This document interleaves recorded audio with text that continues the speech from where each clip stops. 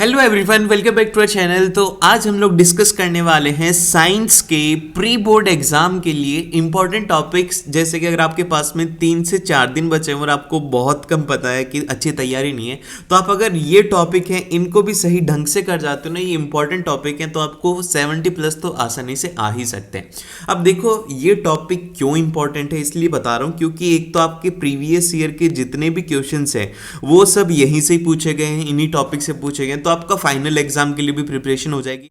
अगर मैं आपको कहूं कि आप हर एक चैप्टर जो है जैसे कि केमिकल रिएक्शन है इसको आप 10 मिनट्स में रिवाइज कर सकते हो, तो आप बोलोगे कि भैया ऐसा पॉसिबल नहीं है, लेकिन ऐसा पॉसिबल है क्योंकि मैंने सभी चैप्टर हैं, चाहे से फिजिक्स केमिस्ट्री का कोई सा भी चैप्टर हो, सभी के मैंने शॉर्ट नोट्स अपलोड कर दिए हैं। तो शॉर्ट नोट्स क्या है कि 10 से 12 मिनट की वीडियोज हैं सभी की, और उसके अंदर आपका पूरे सिलेबस का रिविजन हो जाएगा। तो मेक श्योर कि अगर आपको कोई भी चैप्टर के शॉर्ट नोट्स देखने तो लिंक डिस्क्रिप्शन में, वहां से जाकर के देख सकते हो। सबसे फर्स्ट जो चैप्टर आएगा आपके पास में वो आएगा केमिकल रिएक्शन। अब ये जो केमिकल रिएक्शन है इसके अंदर सबसे फर्स्ट टॉपिक आता है वो आता है बैलेंसिंग ऑफ केमिकल रिएक्शन। इससे हर साल एक क्वेश्चन आएगा ही आएगा, तो आपके एग्जाम में भी डेफिनेटली आएगा।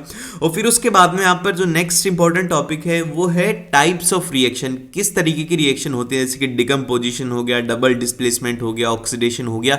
ये 3 रिएक्शन बहुत ज्यादा इंपॉर्टेंट रोल प्ले करती हैं। देन फिर इसके बाद में यहाँ पर जो नेक्स्ट रिएक्शन आती है वो आती है एंडोथर्मिक रिएक्शन, क्योंकि एंडोथर्मिक रिएक्शन में ज्यादा कंफ्यूजन होता है इसलिए।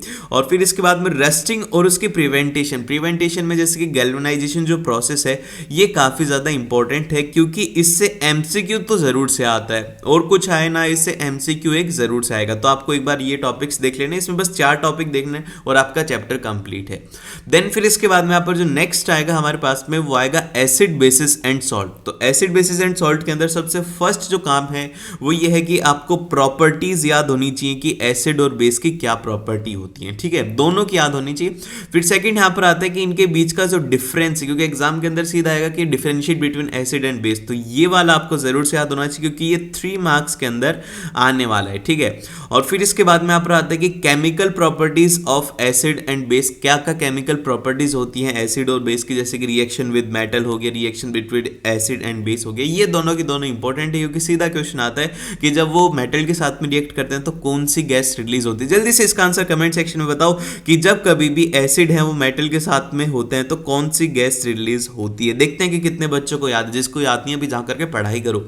और फिर इसके बाद में जो अगला टॉपिक है इसमें वो है पीएच स्केल। पीएच स्केल काफी ज्यादा इंपॉर्टेंट है क्योंकि इससे सीधा क्वेश्चन आ सकता है कि जो पीएच ऑफ हमारी HCl है वो कहां से लेकर के कहां तक रहेगी। तो आप बोलोगे कि स्ट्रॉन्ग एसिड है तो ये इसकी वैल्यू है 0 से लेकर के 1 तक रहने वाली है। इस तरीके से आपको रेंज में याद होना चाहिए। फिर इसके बाद में आते हैं सॉल्ट।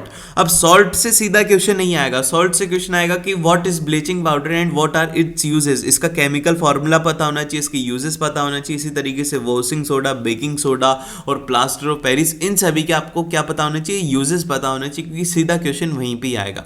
देन फिर इसके बाद में हमारे पास में आता है वो आता है metals and non metal, third chapter है।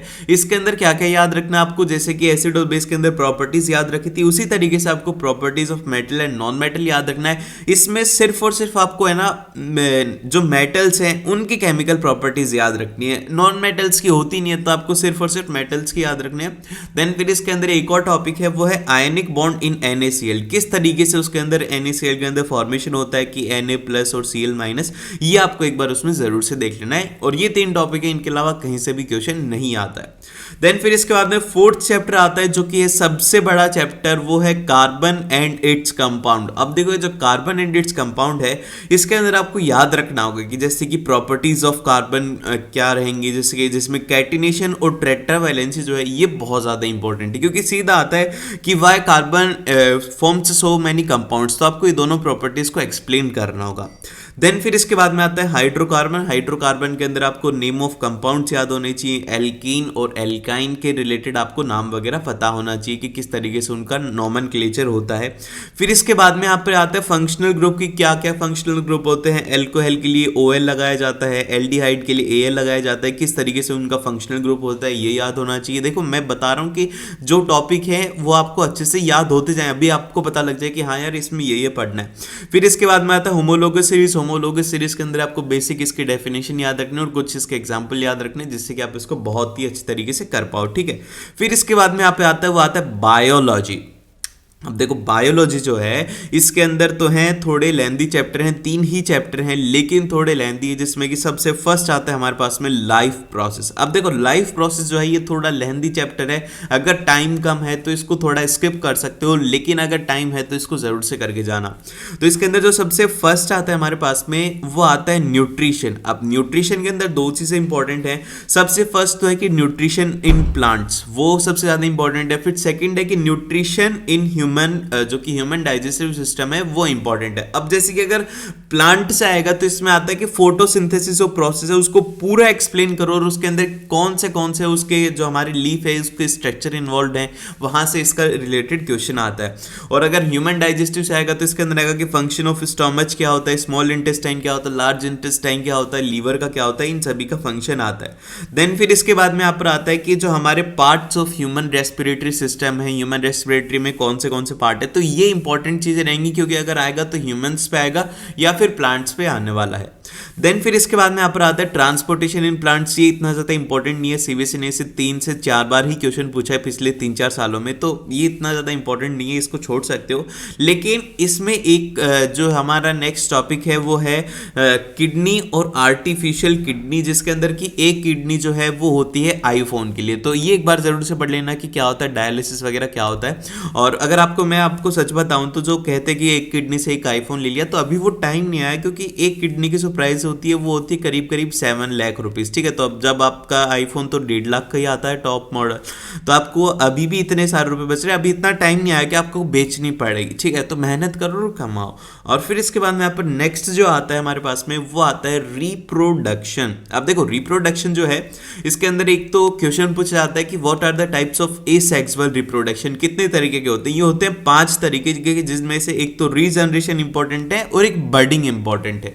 देन फिर इसके बाद में यहाँ पर आता है parts of plant. Parts of plant के अंदर इसका डायग्राम काफी ज्यादा इंपॉर्टेंट रहता है, क्योंकि बहुत बार सीधा आ जाता है कि draw the diagram of flower. फिर इसके बाद में नेक्स्ट जो आएगा आपके पास में वो आएगा मेल और फीमेल रिप्रोडक्टिव पार्ट, क्या मतलब कि उनके क्या क्या फंक्शंस होते हैं और उनके डायग्राम 3 नंबर में पूछे जा सकते हैं। ठीक है, ये 3 नंबर के अंदर डायग्राम आने की बहुत ज्यादा प्रोबेबिलिटी है, फ्री के मार्क्स होते तो आप एक बार डायग्राम की जरूर से प्रैक्टिस कर लेना।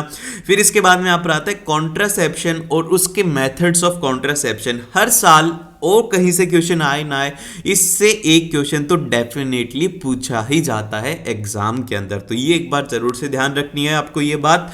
फिर इसके बाद में जो नेक्स्ट आता है हमारे पास में वो आता है चैप्टर, उसका नाम है वो है हेरिडिटी। अब ये जो हेरिडिटी है इसके अंदर एक ही टॉपिक इंपॉर्टेंट है जिसके अराउंड पूरा घूमता है, वो है मेंडल एक्सपेरिमेंट। कि क्या इन्होंने एक्सपेरिमेंट करा था, इसमें कौन सा प्लांट को क्रॉस करा गया था, उसके साथ में कुछ इंपॉर्टेंट टर्म्स थी जैसे कि एलाई हो गया, जेनोटाइप हो गया, होमोलोगस हो गया, ये सब क्या होती है, इनकी डेफिनेशन इंपॉर्टेंट है।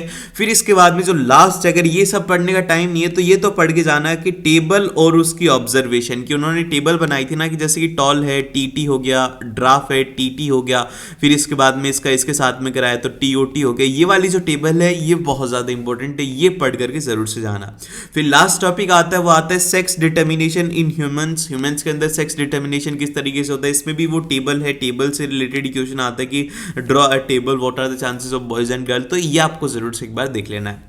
देन फिर इसके बाद में हमारे पास में नेक्स्ट जो सब्जेक्ट आता है वो आता है फिजिक्स। अब देखो यार फिजिक्स जो है वो थोड़ी है लेंदी, लेकिन इसको करने में टाइम नहीं लगेगा आपको। अगर आप एक बार फिजिक्स करने स्टार्ट करते हो कि बहुत ही आसानी से हो सकती है। तो सबसे फर्स्ट हमारे पास में चैप्टर आता है वो आता है लाइट।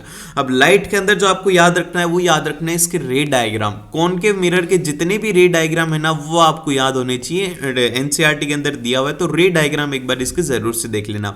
फिर इसके बाद में यहाँ पर आता है मिरर फार्मूला। मिरर फार्मूला से रिलेटेड न्यूमेरिकल्स आते हैं और उसके अंदर जो क्वेश्चन आएंगे वो आएंगे मैग्निफिकेशन के ऊपर बेस्ड क्वेश्चन आते हैं।